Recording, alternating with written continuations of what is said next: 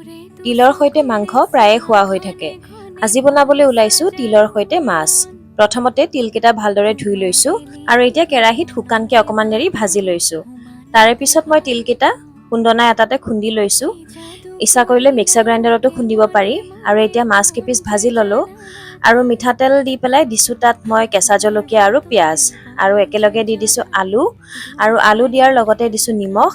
অকণমান দেৰি ভাজি লৈ এতিয়া দিছোঁ খুন্দি লোৱা আদা, নহৰু আৰু জলকীয়া আৰু আকৌ অকণমান দেৰি ভাজিছোঁ। যিহেতু শুকান হৈ গৈছিলে সেইবাবে অকণমান ইয়াতে পানী দি দিলোঁ আৰু এতিয়া দিছোঁ মই হালধিখিনি দি পেলাই অকণমান দেৰি ভাজিলোঁ আৰু এতিয়া খুন্দি থোৱা তিলখিনি দি দিছোঁ আৰু তিলখিনি দি পেলাই অকণমান দেৰি এনেদৰে ভাজি লৈছোঁ আৰু এতিয়া পানী দি দিছোঁ। পানী দিয়াৰ পিছতে অকণমান দিলোঁ জিৰা গুড়ি আৰু জিৰা গুড়ি দি ভালদৰে ভাজি লৈ আকৌ অকণমান পানী দিছোঁ আৰু এতিয়া ঢাকনিখন দিছোঁ যাতে আলুখিনি সিজি যায় আৰু আলু সিজি যোৱাৰ পিছত এয়া এতিয়া পানী দি দিছোঁ আৰু অকণমান উতলি অহাৰ পিছতে মাছ কেইপিচ দি দিলোঁ। এনেদৰে খাই কিন্তু সঁচাকৈ ভাল লাগে।